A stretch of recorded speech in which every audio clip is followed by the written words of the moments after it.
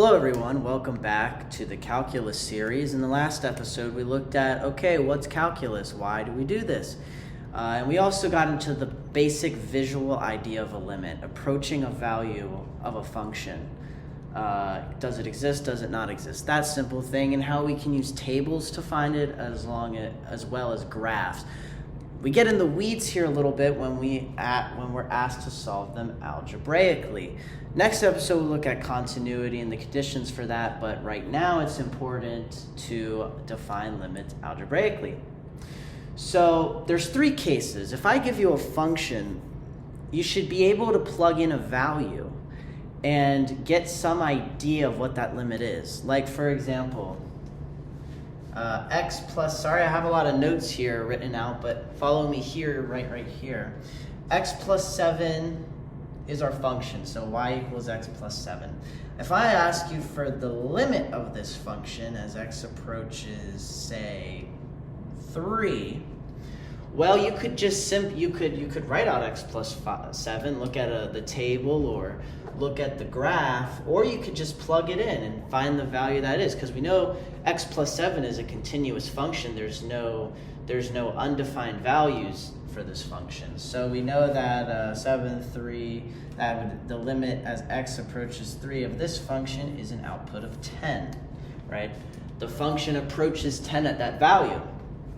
So we can use that logic of typing it into our calculator to understand what the limit is at a certain x value as we approach a certain x value. So there's three cases. Case one is you have a non-zero denominator. You do the math and the denominator is not 0. That's a good thing. Dividing by 0 means undefined, right? So that means there is a value there that will be your limit value. And I denote that as n over n. Some value n over a non-zero denominator is some value. So we'll look here, the limit as x approaches 6. Now how you should approach all these problems when you're given them on a test is plug in the value to the function. So 2 times 6 minus 12 is 0 over, and then 6 plus 3, that's 9.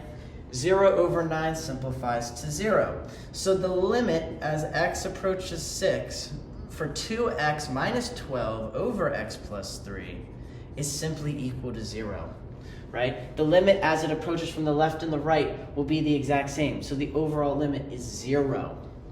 All right, hopefully that makes sense. That's quite simple. We can plug in a number and we can get an output. And it doesn't always have to be 0. Right? Some functions will actually give you a value that number approaches, but the limit exists at a value. Right? So now let's go on to case number 2. This is when you get a number over 0, right?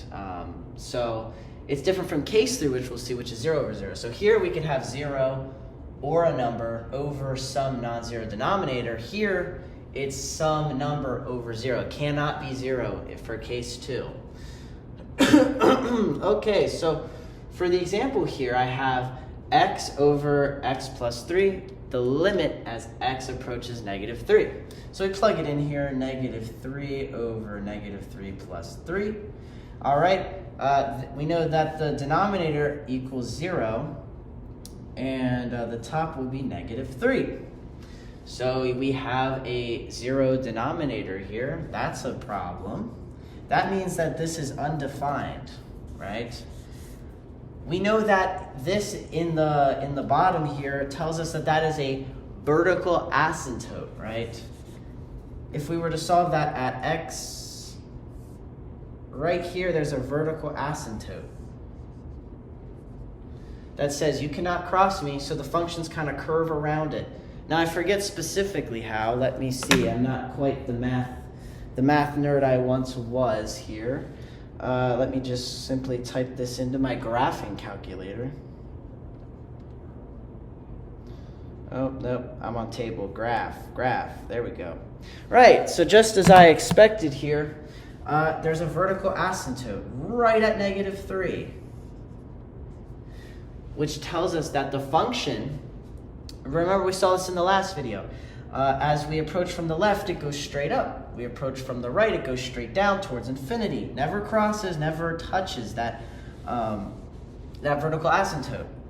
So here, when we have case 2, when we have a number over 0 for our limit, we don't have to do any more work. We just say the limit does not exist, or the limit is undefined, right? There's no limit there. Now for this last bit here, we have case 3, when you have a 0 denominator and a 0 numerator. This is no good. When you see this, you gotta say, that's fishy to me, right? So let's here we have x squared minus x minus 12 over x plus 3. Alrighty, so when we do the math here, let's just plug in negative 3 squared is 9, minus negative 3, that would be plus 3, minus 12. That simplifies. Can you guys see what I'm drawing? A little bit. We know that simplifies to 0, and then negative 3 plus 3 is 0. So we have a 0 over 0 situation. No good. We do not want 0 over 0. There's work you can do. If it simplifies to that, tell yourself there's work that can be done. And I want to just prove this to you. I drew the graph here. This function follows a linear path, meaning it just goes whoop, just like that. At negative 3, we have a value of negative 7, but it's not defined at that point. It approaches that point, but it's undefined, right? The function cannot, like we just said, it simplifies to 0, 0. But as we get super, super close, we get really, really close to negative 7, but we never are exactly that value. So there's a hole here. The limit exists because if we go from the left and the right, we still approach negative 7. We are still approaching that. So there is a limit there, but this is telling us the limit does not exist, right? Because we're dividing by 0. See the issue? So we have to do a little bit of work. And whenever you have this case, there is a simplification you can make that will give you a value. And in this case, we should get negative 7. Alrighty, so the limit as x approaches negative 3, right? How could we factor this to make something cancel or something like that? Well, I'll show you here. If we have the limit as x approaches negative 3, if we were to factor the top, we know that we could factor this as such. So x plus 3, x minus 4 over x plus 3. Remember, if you forget your foiling rules, remember that this is an additive term, so and it multiplies with the x. Negative 4x plus 3x gives us negative x. And then when we multiply the outside terms, remember that's the last part of FOIL, the last, we get negative 12 and then the first x squared. So that's that fact just expanded a little bit, right? And we put it over x plus 3. Well, we know that from simple division rules, x plus 3 over x plus 3 is just 1. So we can cancel these terms out. The limit as x approaches negative 3, you're about to see something amazing here. It's just x minus 4. So remember that graph we saw, right? We can go one step further. Let me just make sure you guys can see. Yes, okay, that's fine.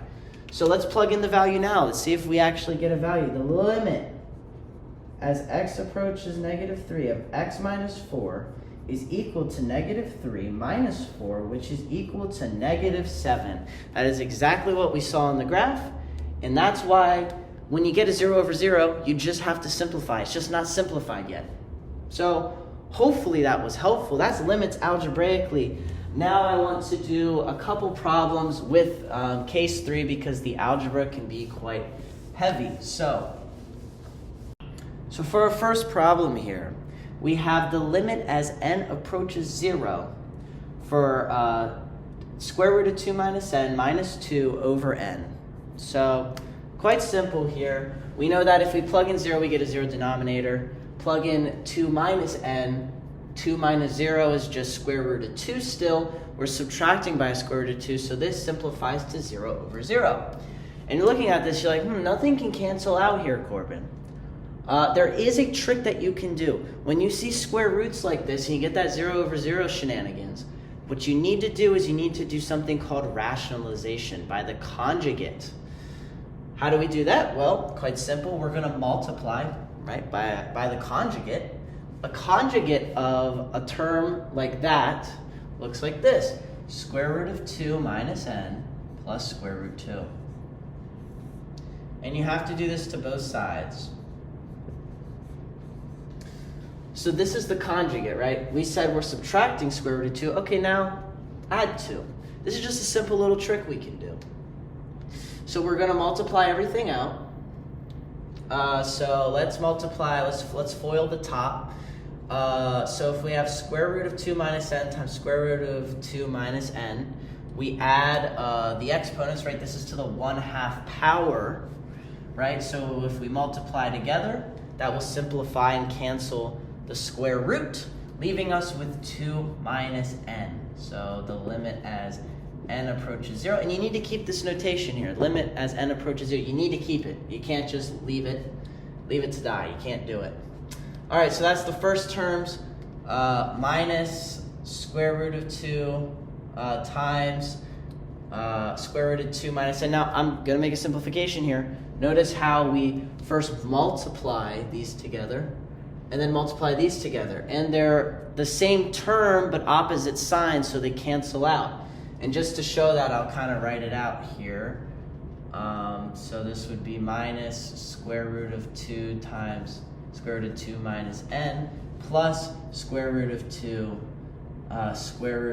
minus n. So hopefully if what I said didn't make sense, you can see it here. We just multiplied these terms together, right, respectively, and we see that they're equal but opposite in sign. So what does that mean? They just cancel out, and I'll make that simplification in the next step. I think it's good to keep it here. And then you can see minus square root 2 times square root 2. We simplify that just to be 2 minus 2. Alrighty, now we do the bottom here. We have a term n times square root of 2 minus n, so that's n square root 2 minus n. And then we are going to add n square root 2 because n times square root 2 is n square root 2. Alrighty, notice how these terms cancel, like we said. And we have 2 minus n minus 2 over n square root 2 minus n plus n square root 2. Notice something as well here. We have a quantity of 2 and we subtract it by 2. So that simplifies to 0. So we can rewrite this as the limit as n approaches 0 of negative n over, let me just make sure I'm doing this right here, yep, n square root of 2 minus n plus n square root 2. I'm kind of all over the place here, everyone. I apologize. So we have this term here, these terms. Now what I want to do is I want to cancel the n's, right? We can actually go ahead and cancel both of the n's here, leaving us with negative 1 on the top. So we have negative 1 over 2 minus n, quantity square rooted, over the square root of 2. Okay. We take a look at that. That's pretty awesome. I can also drag out the negative 1 here just to make things a little simpler. So the limit as n approaches 0. So now that we have a simplified version, right? Now when we plug in n, we're not going to get a 0 denominator. That's a good thing. That's a good thing. It's awesome. And we have a non-zero numerator. So we accomplished a simplification from that 0 over 0 to figure out what that limit actually is, even though the calculator tells us it's undefined. It ain't, because it's 0 over 0. So let's just do the math here. Negative 1 over square root of 2 minus 0, so that's just 2, plus square root of 2. And we, as a final answer, we are going to get negative square root 2 over 4. And if you don't believe me, look at plug that function into a calculator, this original function here. And look at the value you get when it's 0. You get an undefined value. Plug in 0.00001. It's probably going to be very close to what this is here. And that actually comes out to roughly negative 0.353. So that's one problem. I want to look at another one. This was with rational expressions. Alrighty, so we have the limit as x approaches 2 of 1 over x minus 1/2, and that whole quantity I just said over x minus 2. So when we go about this here, we can do a simple simplification of the top, right? And I just want to make sure this is clear. 2 minus 2 is 0. 1 over x, which is 2, is 1/2 minus 1/2. That's 0 over 0. Okay, makes sense. We need to do a simplification. How can we do it? Well, we can multiply fractions by a common term, top and bottom, and it still be equivalent, right? So we can actually ignore the bottom here, and we can do some simple multiplication. We need to have a common denominator for these fractions, so we can do that by multiplying by the least common denominator here. So quite simply, we could get 2x on each side, so we could do, here we multiply this term by 2, so we get 2 over 2x, and then on this side we get, we can multiply by x, which is x minus 2x, and then that's all over x minus 2. This is equivalent to this one. We just kind of expressed it in a different way, not the simplest form, right? Alrighty, so let's write this out again, just because I want it in a nicer looking way. 2x all over x minus 2. Now that we have the common denominator, we can rewrite this as the limit as x approaches 2 of 2 minus x over 2x all over x minus 2. Now your spidey senses might be tingling here. What do we notice? A top of a fraction in the bottom half.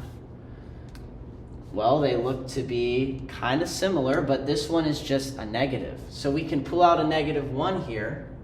So let's do that. A limit as x approaches 2 of -1 x minus 2 over 2x over x minus 2. Notice x minus 2 over x minus 2. That should cancel, right? And we get a simplification here that the limit as x approaches 2 is equal to -1 over 2x. Plug in 2, we know that the limit as x approaches 2 of our original function is not undefined. Rather, it is equal to -1/4, 1/4. Quite simple. I hope this video helped. If it did, please like and subscribe. Next, we're going to look at continuity and how we define continuity of limits. Have a wonderful day.